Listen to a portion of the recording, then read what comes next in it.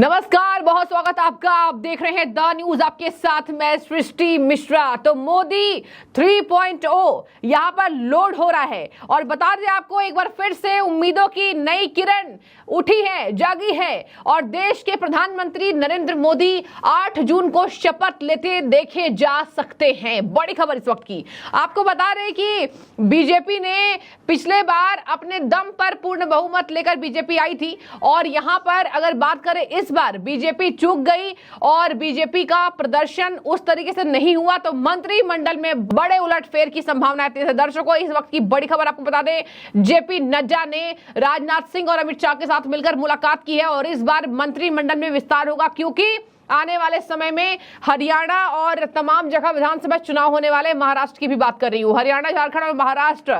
तो इन विधानसभा चुनावों के मद्देनजर बड़े उलटफेर की चांसेस है और केवल विधानसभा ही नहीं, आप देश के मंत्रिमंडल में आपको बता रहे हैं बड़ा बदलाव देखा जा सकता है। इस वक्त की मैं सबसे आपको अहम खबर बता दूं, जब से अमित शाह इस बार गांधीनगर से रिकॉर्ड मतों से जीत हासिल किए हैं, 7.5 लाख से ज्यादा वोट से वो जीते हैं।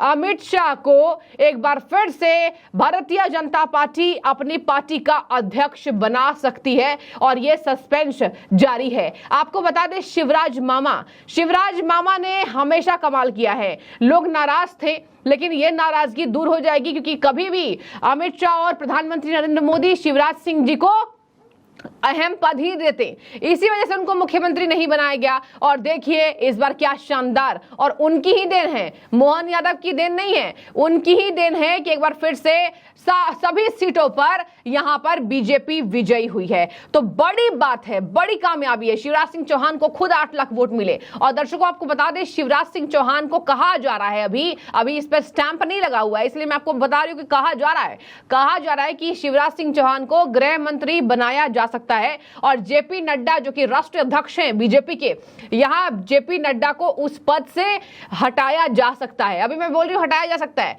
क्योंकि उनके पद को आगे बढ़ाने का रिस्क बीजेपी लेती है या नहीं लेती वो तो देखने वाली बात होगी। लेकिन मोदी 3.0 इज लोडिंग और यहां टेंशन की कोई बात नहीं है। विपक्ष में मिठाइयां लड्डू बंट रहे हैं, जाहिर सी बात है पिछले बार से शानदार प्रदर्शन रहा है और सबसे ज्यादा अखिलेश यादव जो कि यूपी में छा गए, लेकिन उसके बावजूद भी वो अभी सरकार को छू नहीं पाएंगे। अभी सरकार बनाने में उनके पास आंकड़े नहीं है। ठीक है, बीजेपी को बहुमत नहीं आया लेकिन अभी भी बीजेपी शक्तिशाली पार्टी है क्योंकि पूरे विपक्ष से मिलाकर भी बीजेपी अकेले दम पर उनसे ज्यादा सीटें लेकर आई है। चलिए ठीक है, होता रहता है ऊंच नीच, और सबसे ज्यादा यूपी वालों ने बीजेपी को धोखा दे दिया, लेकिन कोई बात नहीं, अब यूपी वालों की नफ्स को टटोलने का काम भारतीय जनता पार्टी करेगी। एक बार मैं आपको डिटेल समझा देती हूं कि दर्शकों, मंत्रिमंडल में किस तरीके से चुनाव होंगे और किस तरीके से यहां पर नई सरकार के गठन के पहले जेपी नड्डा के आवास पर भाजपा की अहम बैठक हुई है जिसमें अमित शाह और राजनाथ सिंह मौजूद थे। आपको बता दें, प्रधानमंत्री नरेंद्र मोदी ऐसे राजनेता हैं, ऐसे प्रधानमंत्री तो छोड़िए, एक नेता कह लीजिए, प्रधानमंत्री ऐसे नेता हैं कि आपने देखा होगा बीजेपी को जिस दिन ये सामने आया रिजल्ट्स आपके टीवी स्क्रीन पर, जब बीजेपी 240 के पार बस अटकी और 3 घंटों में भी कोई उलटफेर नहीं हुए, तो आपने देखा होगा कि उस दिन से ही देश के प्रधानमंत्री एक्टिव हो गए। ये प्रधानमंत्री हैं, ये नरेंद्र मोदी हैं जो पूरी पार्टी में जान डाल सकते हैं और एक बार फिर से उम्मीद की किरण जगी है कि बीजेपी स्ट्रांग हो जाएगी अगले चुनाव तक। और विधानसभा चुनाव भी उत्तर प्रदेश में होने वाले हैं और देखिए यहां पर उत्तर प्रदेश में सबसे ज्यादा भारी नुकसान भाजपा को हुआ है और ये अब तक का सबसे तगड़ा नुकसान है बीजेपी का। तो बीजेपी को आत्ममंथन नहीं, बीजेपी को महामंथन करना होगा कि क्या हुआ भैया, उत्तर प्रदेश में काहे जनता नाराज हो गई और जनता ने इस तरीके से डेंट पहुंचाया है। जनता ने देखिए जैसे तैसे बस वोट बीजेपी को दिया है, जबकि शानदार काम है सीएम योगी का। और आपको बता दें कि उत्तर प्रदेश में बीजेपी कमान अब तगड़े तरीके से संभालेगी। चलिए एक बार बता दें आपको क्या क्या चेंजेस हो सकते हैं।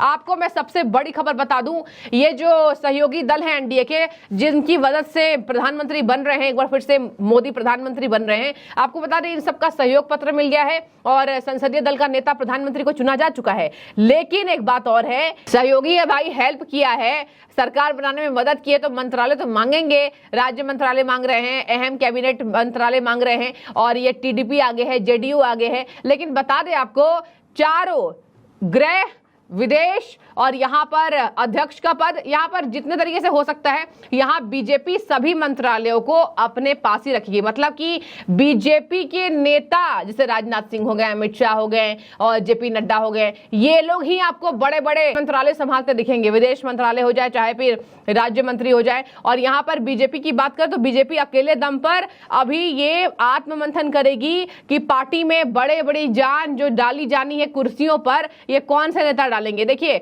यहाँ शिवराज सिंह चौहान को गृह मंत्री बनाया जा सकता है। देखिए बात करें अमित शाह भाजपा अध्यक्ष रह चुके हैं, शानदार काम किया है, तो कहा जा रहा है कि उस पद पर वो लौट सकते हैं। मतलब पार्टी एक्सटेंशन जो कर रही है भाजपा, अमित शाह को एक बार फिर से कहा जा रहा है कि अमित शाह यहां पर भाजपा के राष्ट्रीय अध्यक्ष बन सकते हैं, इसमें कोई डाउट नहीं है। तो देखिए बीजेपी का महामंथन चल रहा है। और यही विपक्ष की बात करें तो विपक्ष गुजरात में भी सेंध लगा गया। देखिए गुजरात जो गढ़ है मोदी जी का, गढ़ है अमित शाह का, तो गुजरात में जो सेंध लगा है उसको बीजेपी बर्दाश्त नहीं कर पा रही है। गुजरात में संगठन में बड़े उलटफेर होने के चांसेस हैं और ये बात तय हो चुकी है जेपी नड्डा के आवास पर कि हमको सबसे ज्यादा भैया गुजरात को ध्यान देना है। बता दें आपको लोकसभा चुनाव के परिणाम के बाद दिल्ली में बैठकों का दौर जारी है और जेपी नड्डा के आवास पर चल रही बैठक है। सहयोगी दलों से बातचीत हो गई है, अब कोई डाउट नहीं है, सभी ने सपोर्ट करने की बात कर दी है।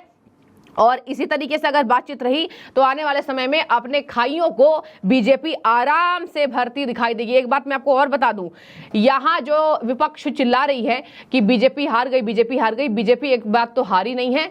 और ठीक है सहयोगी दलों की मदद से सरकार बनी है, लेकिन सरकार तो बनी है, 290 पार एनडीए जा चुकी है, आपकी उतनी सीटें नहीं आई हैं। आपने बहुत अच्छा प्रदर्शन किया, तालियां बजाई गई, मिठाई बांटे गए, लेकिन अभी भी ये दूर दूर तक कोसों दूर है विपक्ष कि ये प्रधानमंत्री देश का चुन पाए। आपको मैं एक बात और बता दूं दर्शकों, यूपी की जनता नाराज है और नाराजगी दिखा रही है।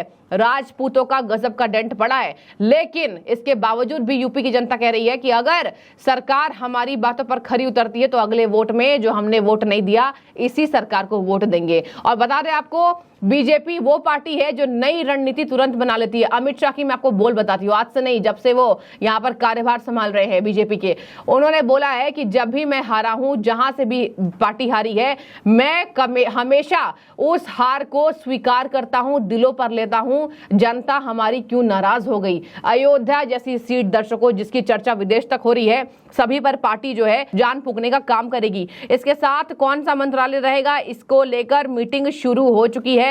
TDP Telugu Desam party 5-6 cabinet मंत्री मांग रहे हैं और देखिए राज्य मंत्री भी मांग रही है वो पार्टी। जेडीयू 3-4 मंत्री पद मांग रहा है। नीतीश कुमार की पार्टी शानदार लाए हैं। और देखिए एक बात तो है, मैं आपको एक और बात पर आपका ध्यान आकर्षित करना चाहूंगी, ये राजनीति है। लोग क्या कह रहे थे, नीतीश कुमार पलटू राम है, आया ना, अच्छा प्रदर्शन हुआ, तो जरूरी नहीं है कि हर जगह एक ही फैक्टर काम करे। बीजेपी को जातिगत समीकरण से डेंट पड़ा कि वहां पर लोगों ने बेरोजगारी महंगाई के मुद्दे पर वोट दिया कि कैंडिडेट अच्छे नहीं है, सब फैक्टर्स काम करते हैं। तो एक एक सीट पर जाकर बीजेपी को अपने अपने दल के नेताओं को भेजकर जनता से वार्तालाप करना होगा, वरना आने वाले समय में मुश्किल हो जाएगी बीजेपी के लिए।